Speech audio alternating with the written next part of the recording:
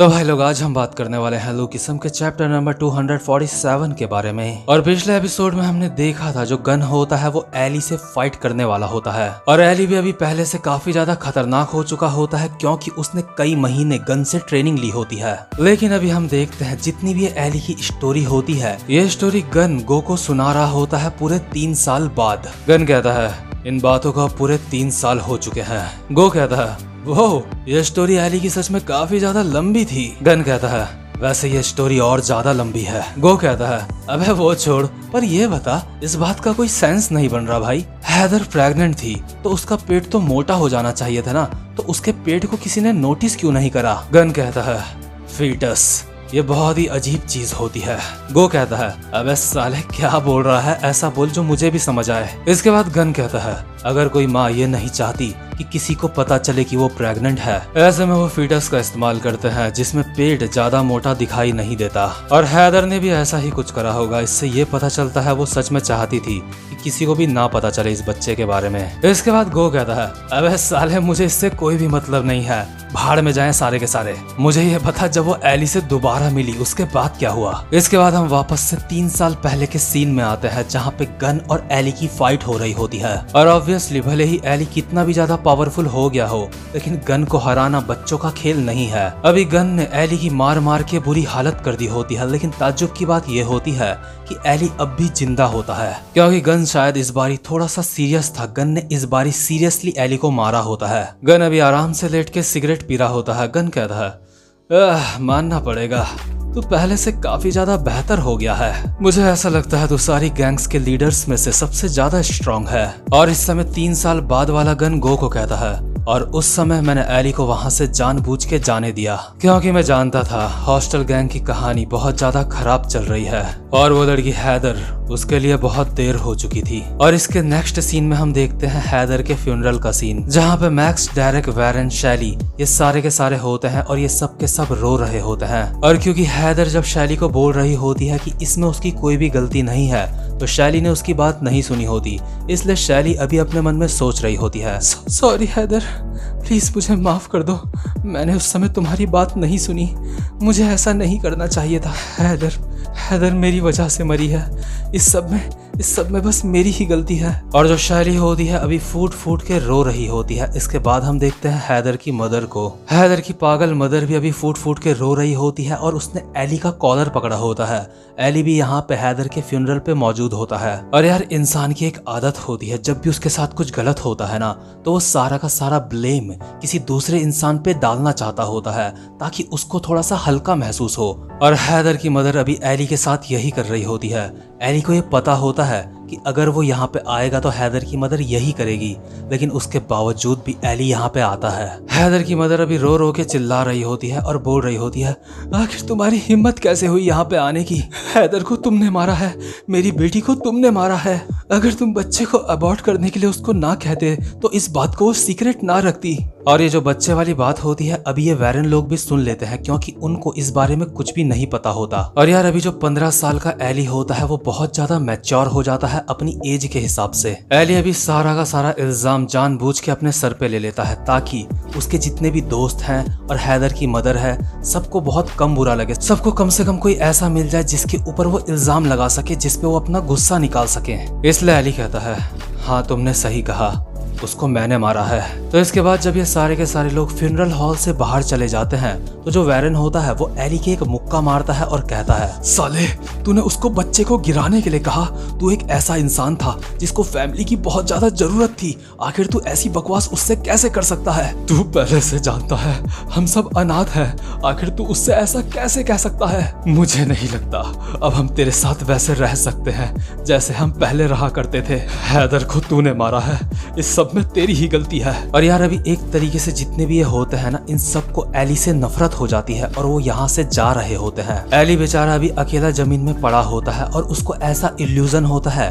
कि उसके सारे के सारे दोस्त उसके साथ हैं, लेकिन रियलिटी में उसके साथ अभी कोई भी नहीं होता, वो अकेला जमीन में पड़ा होता है। लेकिन अभी भी इस पूरी दुनिया में एली के पास ऐसा कोई होता है जिसको वो अपना परिवार कह सकता है, और वो होता है उसका बच्चा। एली अभी हॉस्पिटल जाके कांच के बाहर से अपने बच्चे को देख रहा होता है और एली को याद आता है कि हैदर ने उसको कहा था चाहे कैसी भी सिचुएशन हो तुम्हें हमेशा स्माइल करना चाहिए, क्या पता तुम्हें इससे थोड़ा सा अच्छा लगने लग जाए। इसलिए जो एली होता है अभी अपने मन में कहता है आज के बाद से मैं कभी भी नहीं रोऊंगा। मैं जब बहुत ज्यादा उदास होऊंगा मैं तब भी नहीं रोऊंगा।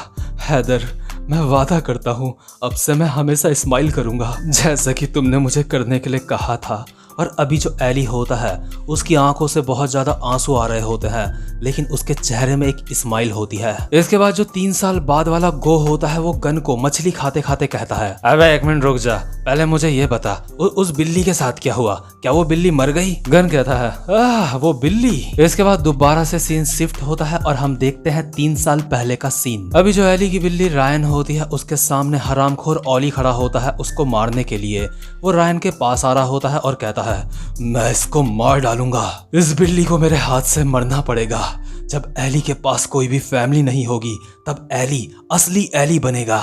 बिल्ली तुझे मरना होगा एली के लिए। लेकिन तभी यहाँ पे एक बंदा आता है और कहता है वहीं पे रुक जा, ऐसा मत कर। इसके बाद 3 साल बाद वाला गो कहता है तो इसका मतलब किसी ने उस बिल्ली को बचा लिया, आखिर उसको किसने बचाया? गन कहता है और इस तरह से हॉस्टल गैंग की कहानी यहीं पे खत्म होती है। गो कहता है अबे साले ये तो बता बिल्ली को किसने बचाया? अभी जो गन और गो होते हैं इनके अगल बगल कुछ लड़कियां भी होती हैं जिनके साथ ये मतलब यहाँ पे मजे करने के लिए आ रखे होते हैं। ये लड़कियां भी बोल रही होती हैं हाँ उस बिल्ली को किसने बचाया? मतलब यार गन और गो अभी 18 साल के होते हैं और अभी भी ये इतने ज्यादा मजे कर रहे होते हैं।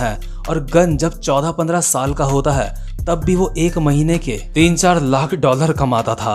बाकी हम किसी की भी स्टोरी उठा के देखें 15-16 साल की उम्र में सबकी जिंदगी में तबाही मची हुई थी।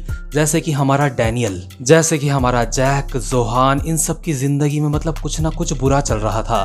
लेकिन यार ये गन ये बचपन से लेके अब तक राजाओं की तरह ही जी रहा है। तो खैर इसके बाद हम वापस से 3 साल पहले का सीन देखते हैं। जो एली होता है अपने सारे के सारे दोस्तों के पास आता है। वैरन एली को कहता है यहाँ से वापस चला जा, यहाँ तेरे लिए कोई भी जगह नहीं है। अगर तू अब हमारे साथ रहा तो ना ये तेरे लिए अच्छा होगा और ना ही हमारे लिए। काश हम लोग पहले कभी मिले ही नहीं होते। और ये लोग एली की तरफ पीट करके यहाँ से जा रहे होते हैं। इसके बाद जो शैली होती है वैरन को कहती है वैरन एली के लिए भी ये काफी ज्यादा मुश्किल होगा, उससे इतने ज्यादा गुस्से में बात मत करो। इसके बाद जो एली होता है एक स्माइल के साथ कहता है गाइस कैसा रहेगा हम दोबारा से छुपन छुपाई खेलें। वैरन गुस्से में एली की तरफ पलट के कहता है अबे साले हरामखोर आखिर तू ये क्या बोल रहा है? लेकिन वो देखता है उसके पीछे अभी एली मौजूद ही नहीं होता। वहाँ पे बस अभी एक जैकेट पड़ी होती है जो उसने वैरन से ही ली होती है। और इस समय के बाद से जो वैरन लोग होते हैं एली उनको कभी भी नहीं दिखा होता। और बाद में उनको ये बात रियलाइज होती है कि ये एली का आखिरी गुड बाय था उनको।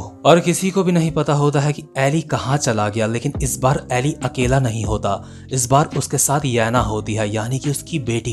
इसके बाद अचानक से सीन शिफ्ट होता है और हम देखते हैं हमारे हैंडसम वाले डैनियल को। भले ही अभी एली की स्टोरी हम सब ने सुनी होती है लेकिन जो डैनियल होता है उसकी आंखों से भी काफी सारे आंसू आ रहे होते हैं। डैनियल को खुद नहीं पता होता कि उसकी आंखों से इतने आंसू क्यों आ रहे हैं। जैक डैनियल के पास आता है और कहता है अबे तू रो क्यों रहा है, तू बच्चों की तरह ऐसे क्यों रो रहा है? डैनियल भी खुद से कहता है क्या आखिर मैं रो क्यों रहा हूँ, क्या मेरा कोई जानने वाला किसी मुसीबत में है? लेकिन तभी जो जे होता है यहाँ पे आता है और डैनियल के गाल में एक बैंडेज चिपका देता है क्योंकि उसको ऐसा लग रहा होता है कि जो डैनियल के एक खरोंच लगी थी पहले, डैनियल को शायद उससे दर्द हो रहा है और इसलिए वो रो रहा है। डैनियल कहता है अरे जे मैं ठीक हूँ और तुम मेरी आंखों में बैंडेज क्यों लगा रहे हो, मेरी आंखों में कुछ नहीं हुआ। जैक कहता है और इस साले को डॉक्टर बनना है। अबे दोबारा से सोच ले, क्या सच में तू डॉक्टर बन सकता है? इसके बाद हम देखते हैं हानियुल, मीरा और जॉय को। ये लोग डैनियल लोगों को कहते हैं हे गाइस हम कैरियोके जा रहे हैं, क्या तुम हमारे साथ आना चाहोगे? जॉय कहती है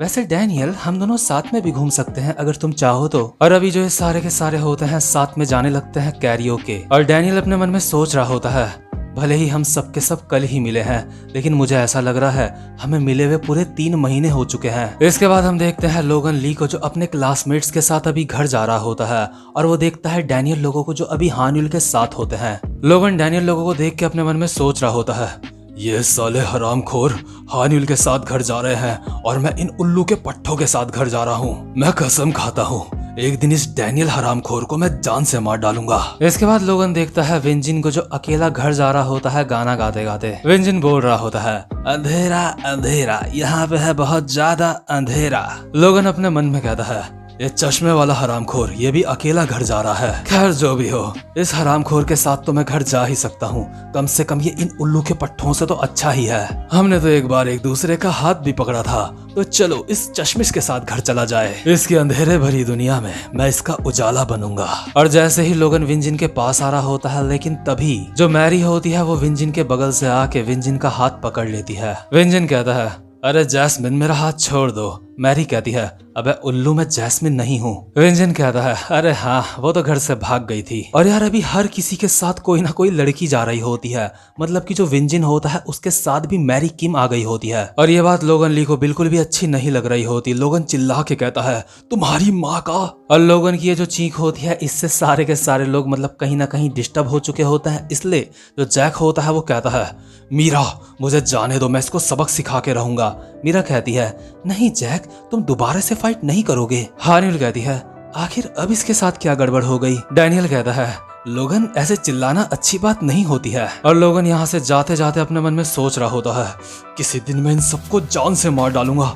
जब मैं किसी लड़का लड़की को साथ में देखता हूँ तो मेरा खून खौल उठता है। और यार अभी जो लोगन ली चिल्लाया होता है ना, इसकी वजह से यहाँ पे जो शैली होती है वो भी जमीन में गिर गई होती है। शैली यहाँ पे एली को ढूंढने के लिए आ रखी होती है। शैली लोगन ली को कहती है, हे आखिर ये सब क्या है? जब तुम्हारी वजह से कोई इंसान गिरता है तो तुम्हें उसे सॉरी कहना चाहिए। लोगन कहता है, हाँ ठीक है सॉरी, तुम इतनी ज्यादा छोटी हो कि तुम मुझे दिखी ही नहीं। और यार ये जो सीन है ना अभी 3 साल बाद वाला सीन है, यानी कि प्रेजेंट मोमेंट। शैली के साथ यहाँ पे वैरन भी होता है। वैरन अपना सर लोगन ली की छाती में मारता है और कहता है, ओह सॉरी मुझे माफ करना, तू इतना ज्यादा छोटा है कि तू मुझे दिखा ही नहीं। लोगन कहता है, क्या मैं इतना ज्यादा छोटा हूँ कि इसको दिखा नहीं? शैली कहती है, हे वैरन यहाँ पे फाइट मत करो, हमें एली से मिलने जाना है। इसके बाद लोगन अपनी शर्ट निकालता है और कहता है, मुझे माफ करना, बहुत समय से मेरे साथ ऐसा हुआ नहीं था, इसलिए मुझे समझ नहीं आ रहा था, लेकिन अब मुझे पता चल गया है तू मुझसे लड़ना चाहता है। और लोगन अभी वैरन का कॉलर पकड़ लेता है और उससे फाइट करने के लिए पूरी तरह से तैयार होता है। और इसी के साथ ये वाला चैप्टर भी यहीं पे खत्म होता है। उम्मीद करता हूँ कि आपको ये वाली वीडियो भी अच्छी लगी हो, तो चैनल को लाइक और वीडियो को सब्सक्राइब जरूर से कर देना। अब मैं मिलूंगा आपसे अपनी नेक्स्ट वीडियो में, तब तक के लिए गुड बाय।